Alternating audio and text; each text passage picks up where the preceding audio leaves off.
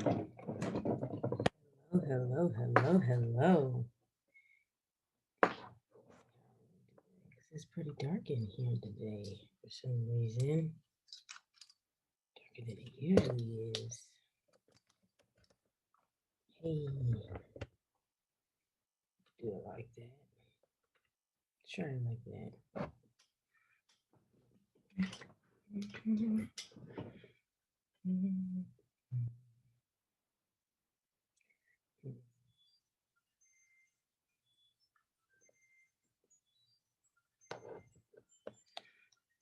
Super excited.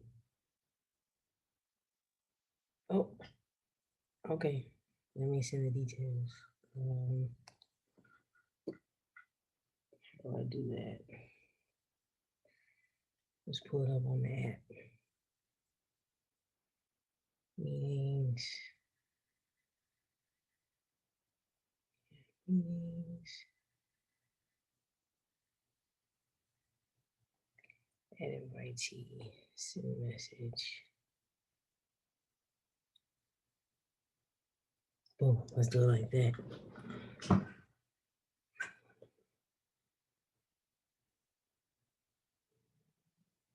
Right.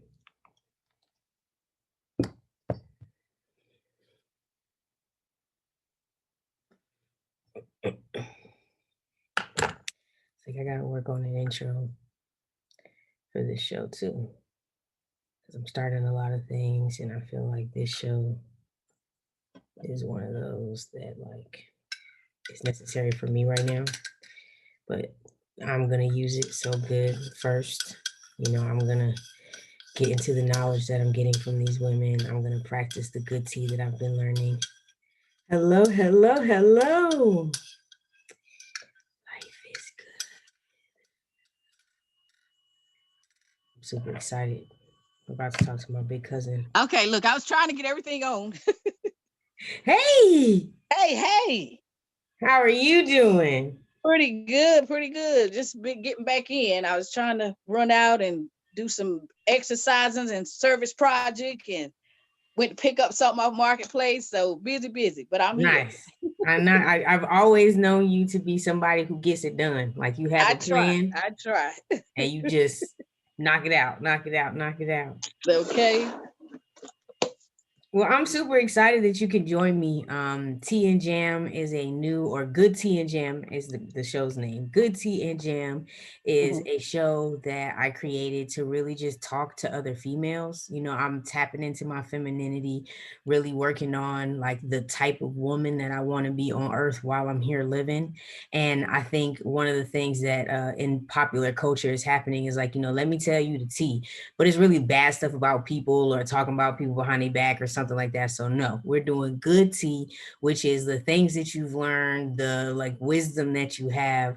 I keep telling everybody this good gem that you gave me, which was enjoy the present moment with your child. Don't wish for the days that have come and don't wish for the days that are coming. Just be present because it goes so fast. And so I've been, you know, listening to why wisdom, you know, wise women, I feel like are a part of why I am who I am right now. So I just wanted to dive deeper into that and have a show where I get to interview cool women who've inspired me to want to be a cool woman myself. So thank you so much for coming on.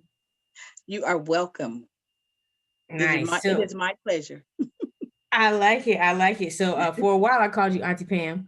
Okay. And because you were an older cousin of mine.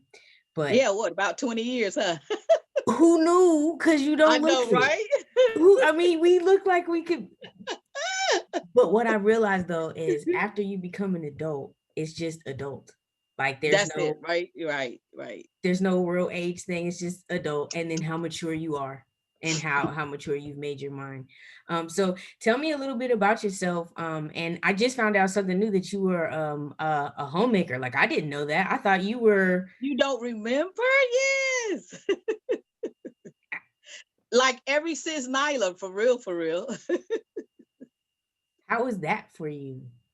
Well, I must say it is by design, not by default. I truly enjoy it. After some medical conditions, situations, finally having a child, I took that very serious. I'm very thankful to God that He allowed me, granted me parenthood, to be a parent. So, with that being said, I knew I did not want to have to hear from a babysitter, a trusted family member, a daycare person. I didn't want to have to hear about a lot of first. I wanted to be present and in the now with her. And I can honestly tell you, the more I did that, the more I appreciated, and I realized, even with the sacrifice, because yes, I could be helping earn more money, or more money coming into the household, whether it was with my ex, with the one now. But the one thing that money can't buy is the time, the energy, and the love that I'm able to give Nyla, for the most part, majority of the time, 24/7. Mm-hmm. Nothing can replace that. And so, with that being said, that's what I have come accustomed to since 2005, that I wouldn't trade it. I love it. And then I love being able to volunteer when it comes to her activities, her events, whether it be school, church, the community. I like to make sure that I'm right there, capturing the moment by holding her hand, taking a picture, helping out with other parents. I love it. So with that, to me, my BA in political science, or my master's in education and leadership, those right there, that's nothing compared to mom life. Hashtag mom life. That does not be, it does, to me, it does not top, it does not, it's not superior to that. It Mm-hmm. comes after that, or it can maybe come during that, but it's still how I choose and what I choose to do with it. Because mom life, that's number one. And especially to me, 0 through 18, Mm-hmm.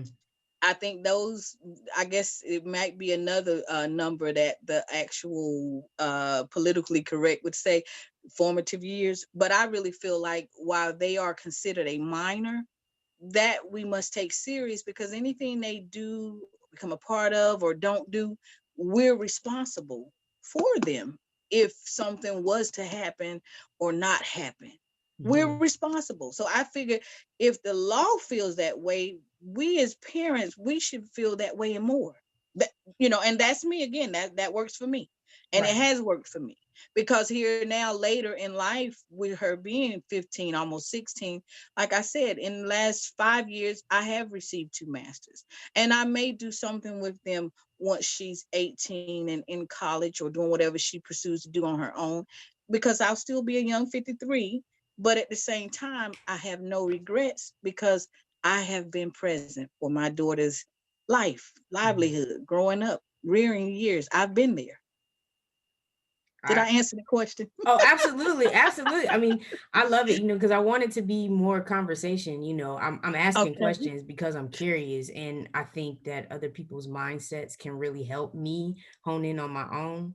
Like right now, I'm in like a reconstruction phase, like where you realize, oh yeah, now I got to parent myself too, because the stuff that I learned from the vantage point that I had then wasn't necessarily correct, but that's how I got to where I'm at now. Like I'm in the Right. phase of rearranging. So your perspective is one that I've been learning, in terms of I totally take responsibility over my son's like life story. Like I know that when he says my mama whatever else, that's me. Yeah. Mhm. Mhm. So what I do, my habits, like how he wakes up in the morning, the routine I take him through, the food I fix him, Mhm. like Mhm. all these things are now like the story I'm writing for him, because he can't write a story for himself right now. Absolutely. So I definitely understand the taking it serious. I guess I want to understand, like, how did you see value in yourself as like the house maker? Like because sometimes people put value in like what they earn, or what they contribute in a monetary sense. How did you find value in what you were giving? And it's, of course, the non-tangible stuff, like the love and the support and the I'm there when you call me kind of stuff. Uh, I would say the value comes from how I feel when she gives me the hugs, or even now with my husband, when my husband tells me thank you. And sometimes it can be what some might think is the least littlest thing, but it makes me feel good knowing that I can do things for them, and I do things for them that time would not permit with their schedules. But I don't feel like they take me for granted. Or if ever I feel the least that they do, if I bring it up right away, it's like they are aware, and then they show more appreciation and gratitude. So I honestly feel like that kind of value, that's something that money can't buy, because like I said in the beginning, it's by design, not by default. I enjoy what I do. Mhm. I choose to do what I do. It's not that I just had to because I wasn't able to get a job, or I had some kind of medical problem, or just the different reasons that some might do and choose to do work outside of the home, or do the things they do. And that's great. If it works for you, I'm not knocking it. All I'm Mhm. saying is the same way they make a choice to do that, I made a choice to be a homemaker, stay at home mom, housewife. I love it. I say that, and there's some that might come back with like, "Oh gosh, that's all, or that's it," or "Oh," they frown, and I'm Mhm. smiling like, "No, no, no, don't feel sorry or bad for me. I enjoy what I do. This is me. I love it. It's a good thing. I'm happy." So the value is, I feel like I'm grateful that there's a lot of times my daughter or my husband, it's not somebody else that Mhm. they depend on and value like they do me. And I take pride in knowing that it is me. I make it happen. Um, April Mason, I was listening to her speak, and she said something about the man being the thermostat, but the woman controls the temperature of the room. Mhm. And I thought, wow, that's pretty cool. That says a lot. So I'm here for it. I'm all in, and I understand and I know my worth, and it didn't take me to get halfway the course of being a parent to realize it. I figure at 35, by life experiences, reading, friends, family sharing, I was already well equipped to know, okay, this is what I'm going to do. This is me. Mhm. And since the day she arrived, May 16, 2005, it's been all me, for the most part. Now, thank God I do have a bit of a village when it comes to her dad, her stepdad. We don't even say stepdad. She just has two dads. And I'm grateful. I'm grateful that it's worked out, that we're all civil. That wasn't always the case, but I can say now, 2021, it's all good. Nice. So, yeah. I like that. I like that. In relationship to like providing an atmosphere for like the people that you love, like how do you set your own temperature for yourself? Like, because I figured that you had to come to that resolve. How did you get to that place within you that this is it? How did you know that that was it for you? Okay. How did I know? Um, well, I think with the flexibility that being a homemaker, I'm trying to plug up my charger, Oh yeah, I got you. but the flexibility that being a homemaker allows me to have, um, I came to enjoy the thought of knowing that I can still travel, I can still be present and accountable with me time, because there are times, as like with her getting older and the different stages and the different things that she's involved in, as well as my husband, with working outside of the home, it does provide me with me time. It does allow me to still travel, uh, sometimes without them, most of the time with them.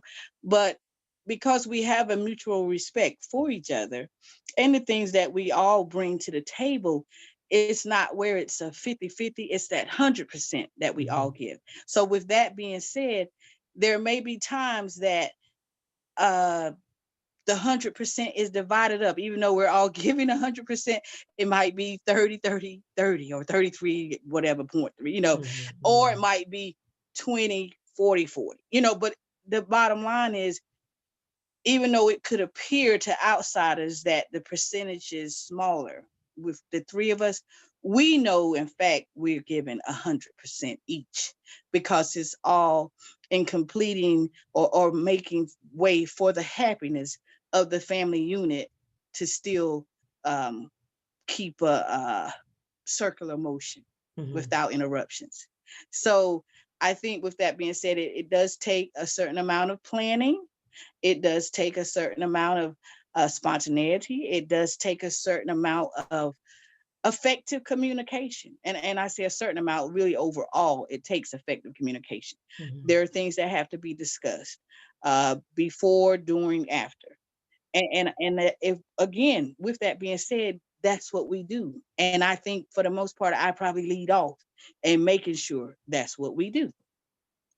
So I was going to ask you before you talked about communication, is like, how do you communicate that is what your expectations and standards are for like the family that you are cultivating? okay, how do I communicate it? A lot of times it is with I guess the talks that we tend to have, whether it's over a meal, or it's usually sometime over during the weekend, when we all have a little downtime, or we're just bringing forth the ideas about our next venture, or what's going on for that next week. That's the time when we just putting stuff out there. So with that being said, when we put it all out there in that way, I take it upon me to electronically make sure we have a family group text. So we use that. And then, with that being said, even with ideals, I'm throwing stuff out there to them a lot of times electronically. And so I'm the one doing that a lot, to where when we have the conversations in person, they give me more feedback, because usually electronically, they're just going to give me thumbs up or some type of shorthand replies.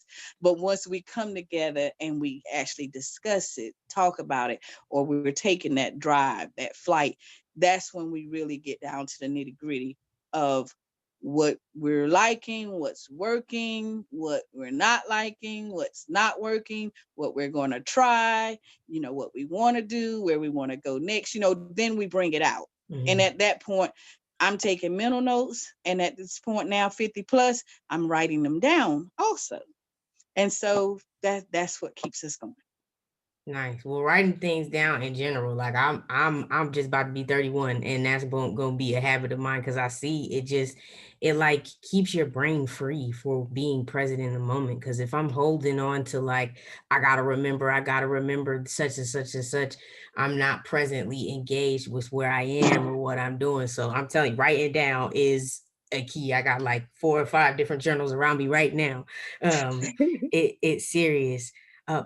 So being that you have now been in the mommy game full, heavy and hard 15 years, how did you set up like the rules of your family, and like how you set the expectation for how we like treat each other? Like how did you do that? Wow. I'm probably still doing that. But how did I start? How did I start again?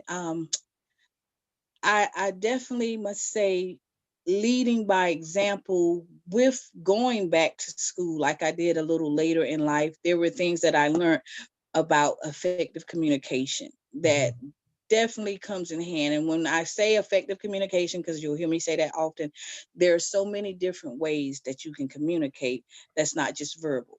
So with that being said, I do that, and I find that my husband and my daughter feed off of me in doing it also. So with that being made clear, that no, we're not just going to communicate. We're not just throwing things out there. We're not just talking and hearing, or not really listening, or listening, not really hearing. We have to make sure that it is effective, because therefore the feedback that you give, or the things you do, your actions, I need to see some changes. So therefore, if you don't want me to do this, that, the other, or you don't want to be in trouble, or you don't want me telling you something this many times, then I need to see the change. So with that being said, that's what needs to happen. And when it don't happen, of course you will hear my mouth, because I am one that will talk. I don't have to get so loud. I don't have to use ugly words, but I will be firm. I will repeat myself. And when I say no, my explanation about a no will be very short, because I done said so much before it was a no, that I know you understand why it's a no. And if you want it to be a yes that next time around, or that next subject matter, then these are the things I need you to do. I need us to do. I need us to be in tune with. And this is what will work, and we will be happier. Mm-hmm. So that, from day one, because this is my second marriage, and since 2014, I can honestly say we got married, but my husband gave not only me a ring, he gave my daughter a ring. So with that being said, we all got married, and we've been doing this thing, and we have to stay accountable for our actions, for our decisions, in order to keep our family unit, not just ourselves, but our family unit, happy, in a good place. And that's what's working for us: effective communication. I like that. I like that. I want to go back to some of the personality traits that you spoke about yourself, that you would be firm, and that you would you want to communicate your expectations to other people. How did you find, because I've literally always thought that you were a powerhouse, like you, Viola, what, what I'm saying? It's like, and this is what I'm saying. Do you understand me? Kind of, let's Okay. proceed. How did you find that firmness in your femininity, and how did you give yourself permission to live that out? Wow, good question. And how did I? I honestly think, being that there were some things that I didn't have, like my mom and dad never married. My stepdad was around for a while, but not the entire time. So with that being said, the dynamics of me growing up, they were very non-traditional. Mm-hmm. There was some dysfunction. So those are things that I knew I did not want to experience or bring to the table for my own child, my own marriage, my own family unit. So, with that being said, that means I have to do some things different than what I have seen, whether it was mom, dad, auntie, uncle, cousin, cat, dog. Mm-hmm. So, I made a conscious decision to know and believe that it was okay to be different, to do different. Mm-hmm. And I can tell you, and I think you know too from knowing me as long as you have, I purposely, I intentionally, I am different. And I don't apologize. I think I used to apologize maybe my 20s, maybe my 30s, 40s, now 50s. I don't even apologize. I am unapologetically me, and I am unbothered. Mm. I still think some might say, oh, I wear my feelings on my sleeve, because I can't easily get upset or cry, but I tend to do that now in a little more of a private setting. Okay. And then I shake it off. I get over it, and I get back up, and I try again. And I share those things with Janila and Andre, my husband and daughter. So with sharing with them, they might know, but other than sharing this with you today, no one else would know that, because I probably appear to be a lot stronger than I really am sometimes. Mm. But I don't waddle in it. And I know it's okay to get up. And that's what I do.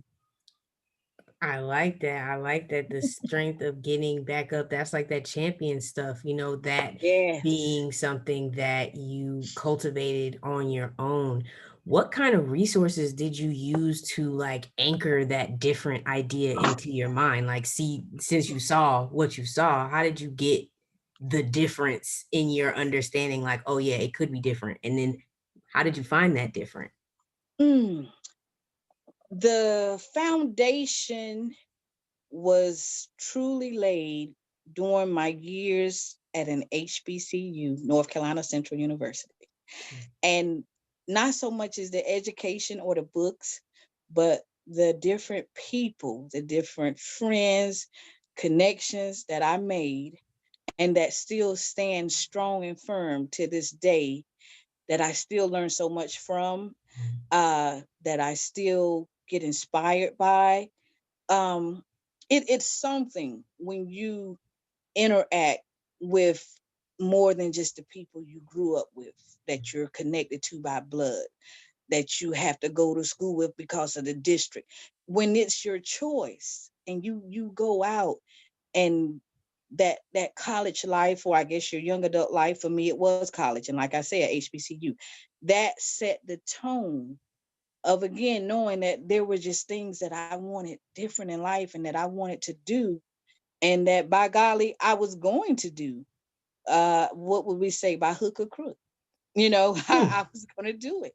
And for the most part, no, I haven't accomplished everything I want to do, but I'm on a good I'm on a good I'm at a good pace. I'm on a good pace of doing it, because when it comes to the now, my present day life, I truly don't have a lot of complaints. I really don't. If I have really any, because I make the best of my day, my life. I do me, as one would say, or some say. I really do, and life is good.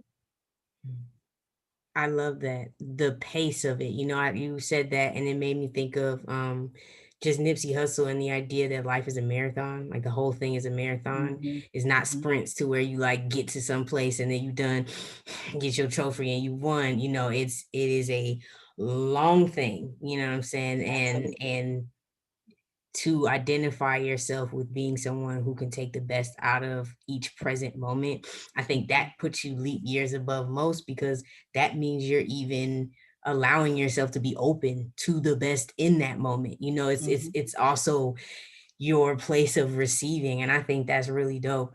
When it comes to you taking your time to yourself, like what are some triggers that like you needed, and or like what are reasons why you take it? I would say to refresh, relate, release. And how do I know? I think when sometimes the least things that normally I wouldn't get bothered by, or I wouldn't feel the need to go in a private place, or take some time, when that starts entering my mind, more often than not, I know it's time. It's time to get away. It's time to regroup, refocus. It's time for some me time for the most part. And I think at this point, not even so much as those triggers, I just know it's healthy that with the whole routine, uh what we say, our normal routine, our regular routine with home, Mhm. um I think it's only, mm, it's fair to say that why wouldn't you want to do something different than just continue the same routine? Knowing myself, knowing how I am, knowing who I am, it's just a part of me not Mhm. to do the same thing and be in the same place for weeks, months at a time without doing something different, going somewhere different. Those are just things that I have adopted along the way that make up who Pam is. So, with that being said, I do myself an injustice not to act upon that in a healthy manner. And Mhm. so that's what I do. Nice.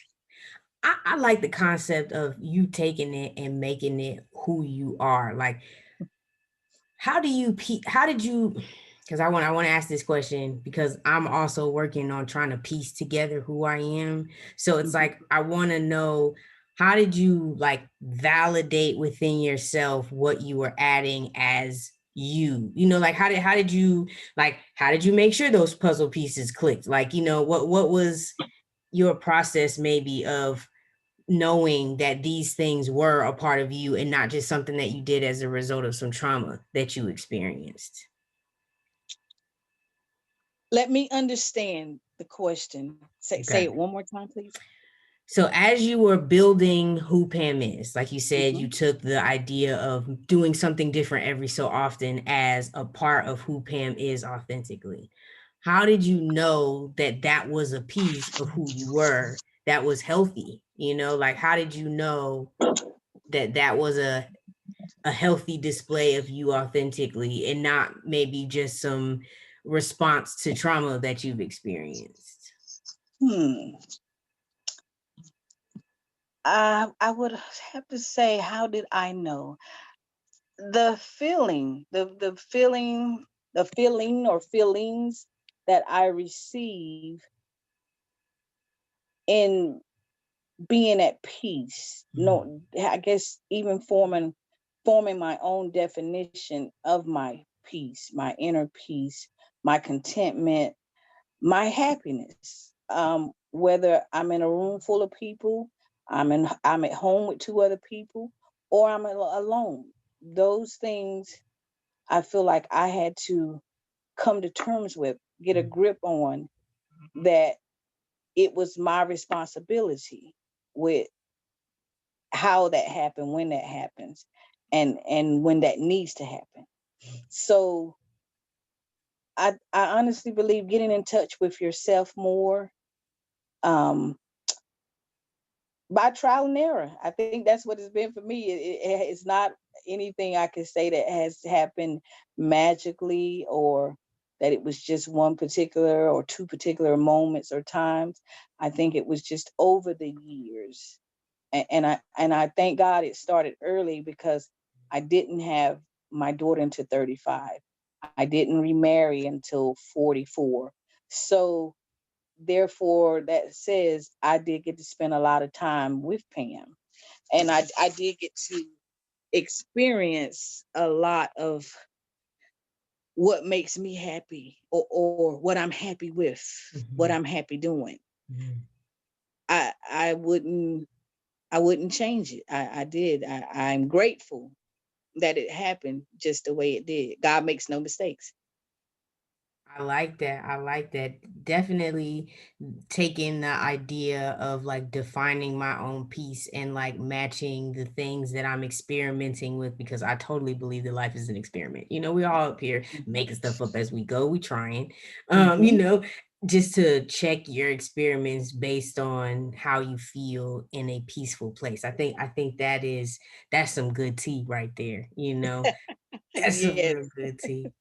Uh, if you had something to tell your younger self, like just to kind of prepare her mentally, like what would you say to Pam? What would you tell her? You got me. That's a good one.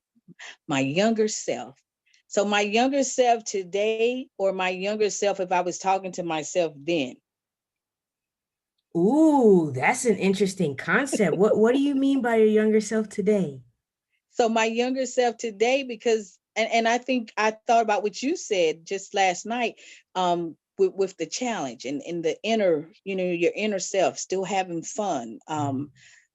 What was it? How did you describe that? We were talking about it, and you said you just wanted it to be something.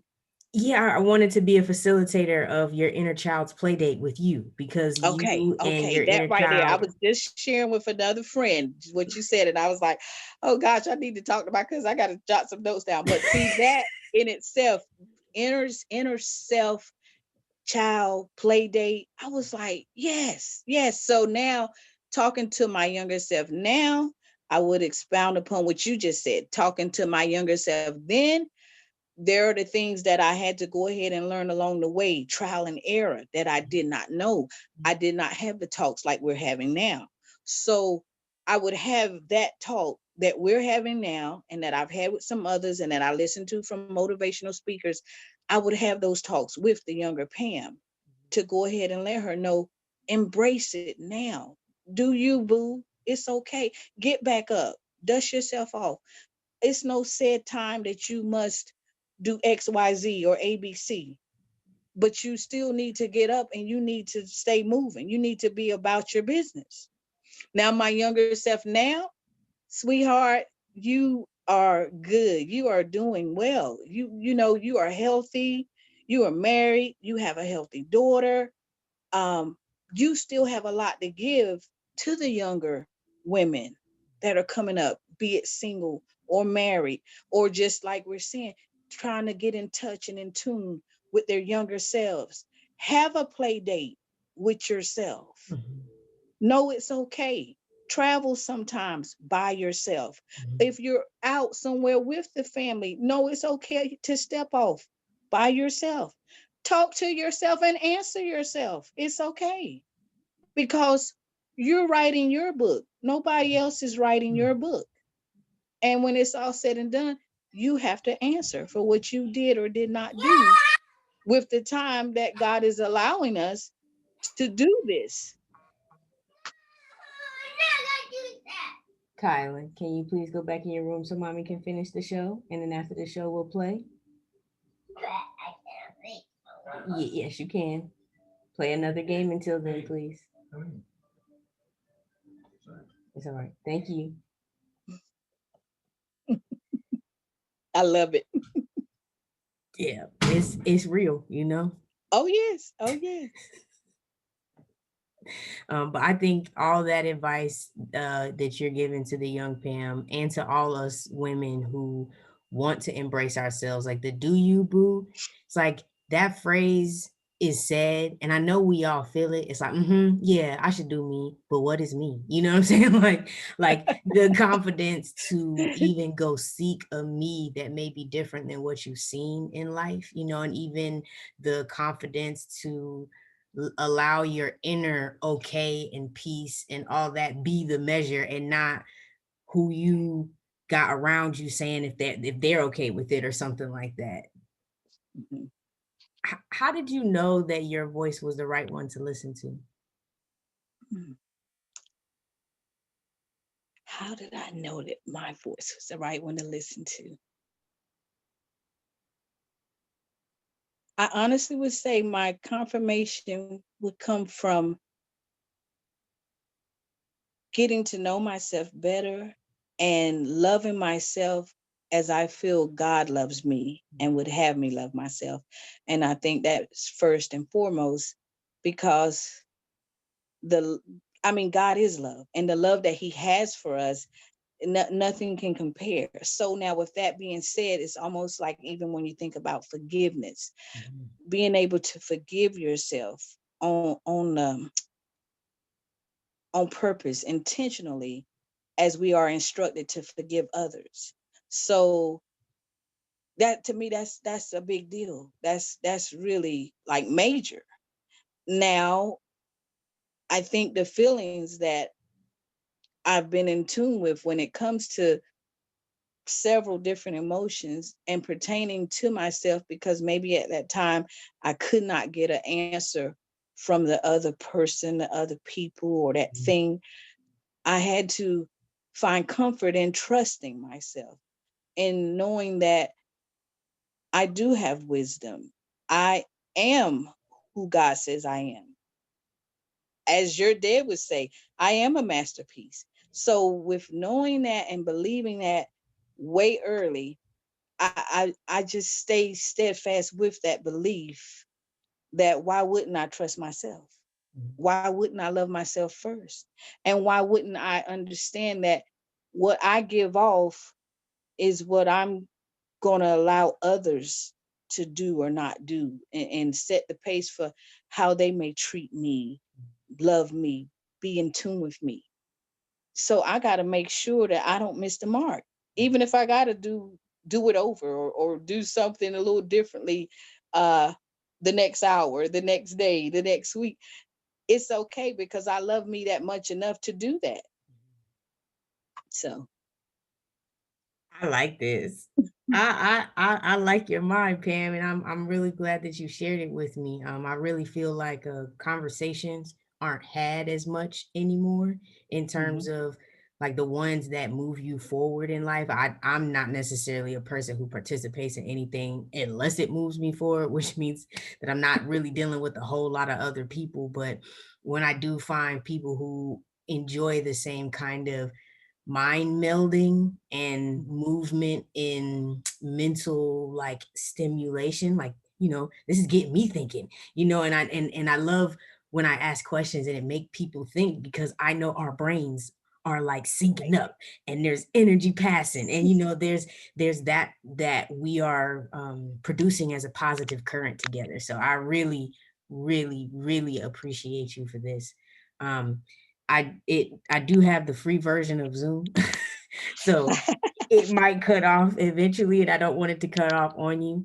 But I might need to schedule a part two to this conversation, because even just diving into like your journey of like just owning yourself through the different stages in life, I think is something that I want to have more conversations about. I know that I'm not alone in like waking up one day and being in a different mental state than the world around you state that you were in. You know what I'm saying? So even just having conversations like that, I feel like could maybe encourage people to pick their own mindset over their like environment.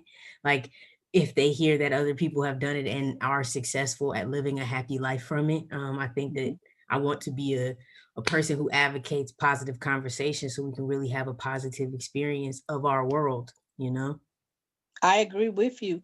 And I'm open to a part two anytime. You just let me know. But I enjoy talking to you because having a first cousin, you talking 20 years, almost my junior, but seeing the growth in, again, a first cousin, the same generation, it's awesome. And it gives me more hope when I think about my daughter, the next generation. And then when I look at those that aren't even connected to us and what we have that we can give back, that we desire to give back, we desire to share, you always make me smile. I mean, the thought of you, seeing you, see how you interact, see how you're not afraid to express yourself, share your ideals, and then just looking at what you're doing. I mean, it's big, it's grand, and it's motivational. I know, not just for me, for a lot of others. So I just look forward to what else all you will do, because I see big things, and I know that it will happen. And I am grateful to be connected to you, not just woman, family, friend. I love it. I'm here for it all. Me too. Me too. I'm here for that for sure. Yes. And now that I know, like, cause I know I knew, and I guess, when you were in your 20s, I was like 2 or 3, maybe. So Okay. Yeah.